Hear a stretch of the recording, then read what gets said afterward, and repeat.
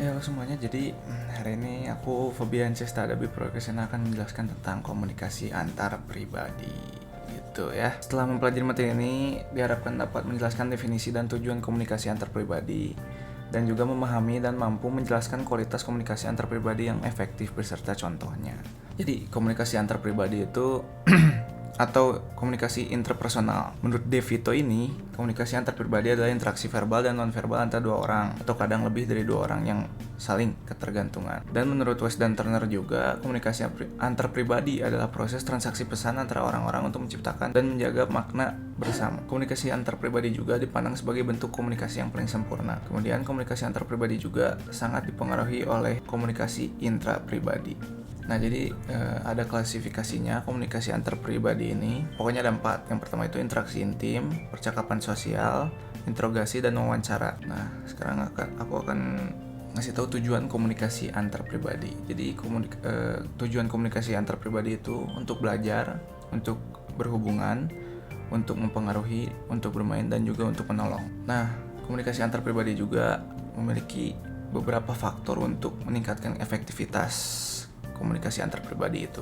Jadi ada 5 kualitas umum komunikasi antar pribadi yang efektif, yaitu yang pertama itu ada openness atau keterbukaan, yang kedua itu ada empati, yang ketiga itu ada sikap mendukung atau supportiveness, yang keempat juga ada sikap positif, dan yang kelima kesetaraan. Jadi keterbukaan itu adalah rasa terbuka kita kepada orang lainnya itu. Jadi ada 3 aspek keterbukaan di komunikasi antar pribadi, yaitu yang pertama membuka diri atau self disclosure, yang kedua itu reaksi yang jujur dan spontan, yang ketiga itu kepemilikan perasaan. Lalu kita masuk ke empati. Apa sih empati itu? Jadi empati itu adalah merasakan apa yang orang lain rasakan dari sudut pandang orang tersebut tanpa kehilangan identitas diri sendiri.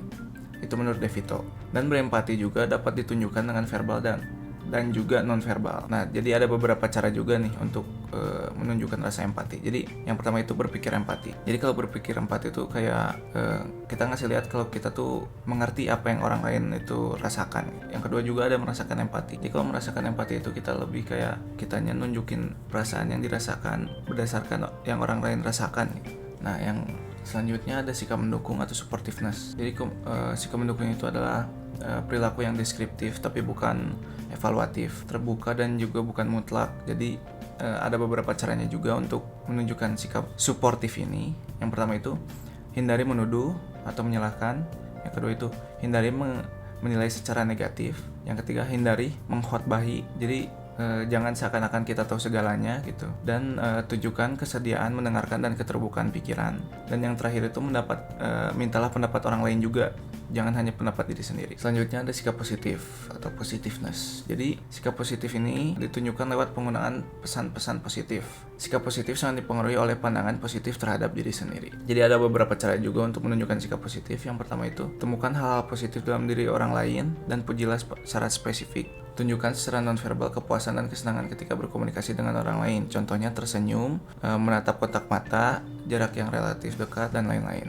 Yang ketiga itu sesuaikan ekspresi positif dengan budaya yang ada. Nah, selanjutnya ada kesetaraan. Jadi kesetaraan itu artinya adalah sikap atau pendekatan yang memperlakukan setiap orang sebagai kontributor penting dan tak tergantikan dalam interaksi. Ada juga cara-cara untuk menunjukkan kesetaraan dalam komunikasi. Jadi yang pertama itu menghindari kata seharusnya atau harus, mintalah dan jangan menuntut, hindari mencela pembicaraan. Jadi biarin dulu mereka ngomong, jadi kita dengerin, akui dan respon perkataan orang lain. Jadi orang tuh ngerasanya tuh lebih kayak dimengerti, didengar, dihargai lah. Jadi kita bukan yang ya jadi intinya setara lah, sama-sama didengar gitu. Pendapat kita juga didengar, pendapat orang juga didengar. Jadi nyaman. Sekarang ada daya tarik dari antar pribadi ini. Jadi ada beberapa faktor daya tarik. Yang pertama itu kesamaan, yang kedua itu kedekatan, proksimitas, yang ketiga itu ada dukungan atau reinforcement, yang keempat itu daya tarik fisik dan kepribadian, yang kelima itu status sosioekonomis dan pendidikan, dan yang terakhir itu ada saling melengkapi atau complementary. Nah, jadi sekarang ada tips-tips untuk mengelola hubungan jarak jauh atau LDR ya. Jadi yang pertama itu kita harus sadar bahwa kita itu nggak sendirian. Jadi banyak yang merasakan LDR juga, bukan cuma kita gitu. Jadi biar kitanya lebih kuat karena banyak yang senasib sama kita. Terus yang kedua itu menciptakan sistem sosial teman-teman sementara biar kitanya ya ada aktivitas lah biar kita melupakan itu kalau kita tuh lagi di LDR gitu. Jadi lebih kuat juga. Nah yang ketiga itu berkomunikasinya secara kreatif. Jadi kita sering ngambil video terus dikirimin atau ya pokoknya berkomunikasinya jangan cuma lewat chat doang gitu. Biasanya kalau kayak gitu lama-lama jadi bosan. Jadi harus kreatif, cari hal baru gitu komunikasinya. Nah, sebelum ini juga yang paling penting, sebelum berpisah atau sebelum LDR ini, kita harus menjabarkan gitu semuanya, aturan-aturan yang kita mau. Jadi biar mereka itu ada komitmen. Jadi jelas gitu aturan-aturan yang boleh dilakukan dan yang tidak boleh dilakukan gitu. Jadi sama-sama menjaga hubungan itu gitu. Nah, jadi gunain waktu juga secara bijak. Jadi dibagi-bagi gitu. Jadi kadang ada waktunya untuk serius dan untuk berekreasi, bersenang-senang lah. Jadi dipakai waktu buat serius, ada buat waktu serius sama ada waktu buat senang-senang gitu. Jangan serius-serius terus gitu. Jadi nggak baik. Soalnya semua yang berlebihan itu tidak baik gitu. Nah ini juga ada cara mengelola hubungan jarak jauh atau LDR. Yang pertama itu udah pasti harus jujur, terus jujur, apalagi sama pasangan kamu sendiri gitu. Masa pasangan aja nggak jujur gitu. Kalau pasangan nggak jujur buat apa gitu, kan pasangan itu buat ke jenjang yang lebih serius gitu. Terus yang kedua itu kita buat komunikasinya itu yang terbuka dan saling suportif gitu. Jadi apa-apa tuh ngomong. Jadi kita bisa ngebicarain tentang masalah-masalah yang kita rasakan selama LDR gitu. Masalah apapun, masalah kehidupan, masalah pertemanan, pokoknya intinya jadi terbuka, jadi ceritanya tuh ke pasangannya gitu. Nah yang ketiga ini juga penting. Jadi kita harus jaga komitmen kita dari yang tadi udah dijelasin. Yang peraturan-peraturan itu kita harus patuh sama peraturan-peraturan itu. Jangan dilanggar lah. Patuhi aturan-aturan dasar yang sudah disepakatinya gitu. Dan juga pokoknya komunikasi itu jangan sampai terputus. Menjaga komunikasi. Yang keempat juga gitu. Jadi jangan membuat LDR itu jadi kayak beban. Justru diambil positifnya, kayak misalkan jadi LDR tuh jadi kita bisa meningkatkan karir kita, jadi kita bisa lebih berkembang jadi tidak ada merasa bebas gitu. LDR tuh merasa bebas, jadi kita bisa melakukan aktivitas-aktivitas yang berguna buat kita gitu, buat masa yang akan datang. Nah terus juga tentuin gitu mau batas waktu LDR-nya gitu. Jadi batas waktu berapa lama yang akan berpisahnya gitu. Jadi harus jelas kapan-kapannya gitu.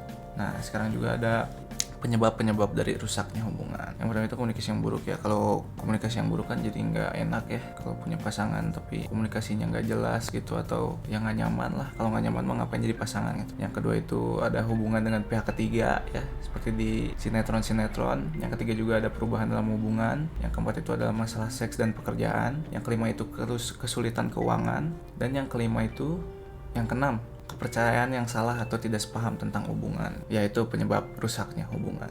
Nah ini juga ada tanda-tanda kerusakan hubungan. Jadi yang pertama itu menarik diri dari hubungan. Jadi kalau misalkan diajak pergi tuh nolak-nolak, kayak bilangnya ada acara, pokoknya intinya menjauh lah. Jadi seakan-akan kayak gak mau berhubungan. Yang kedua itu kurangnya membuka diri ya, tertutup, jadi jarang cerita lagi, terus jarang berkomunikasi lagi sama pasangannya. Terus yang ketiga itu berbohong. Kalau misalkan udah berbohong itu tanda-tanda yang paling besar lah, udah paling jelas. Dan yang keempat itu pesan-pesan positifnya berkurang, jadi lebih banyak pesan negatif. Kan tadi itu ada tanda-tanda kerusakan hubungan, sekarang ada cara memperbaikinya nih.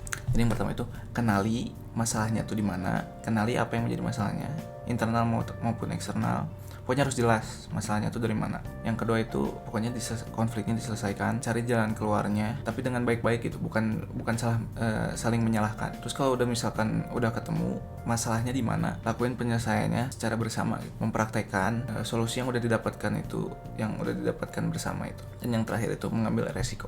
Cara-cara ini juga sekarang kalau misalkan tetap ya ternyata tidak bisa gitu, harus putus segala macem atau enggak harus berpisah lah intinya.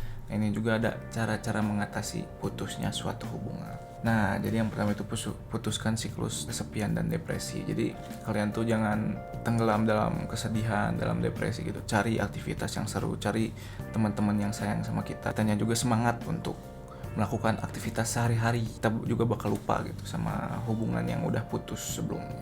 Yang kedua itu ambil waktu untuk single. Yang ketiga itu tingkatkan rasa percaya diri. Yang keempat itu hilangkan dan hindari simbol-simbol yang mengganggu. Nah kalau misalkan barang-barang pemberian mantan gitu ya, buang-buangin aja kalau misalkan itu berefek negatif. Selanjutnya adalah carilah dukungan dan pertolongan. Yang tadi aku bilang, cari temen, cari perbanyak relasi, terus nongkrong atau apalah sama temen gitu, pasti bakal lupa juga lama-lama. Nah yang terakhir juga menghindari mengulangi pola yang sama gitu. Jadi sekian materi komunikasi antar pribadi. Terima kasih sudah mendengarkan. Mohon maaf bila ada kesalahan. Assalamualaikum warahmatullahi wabarakatuh.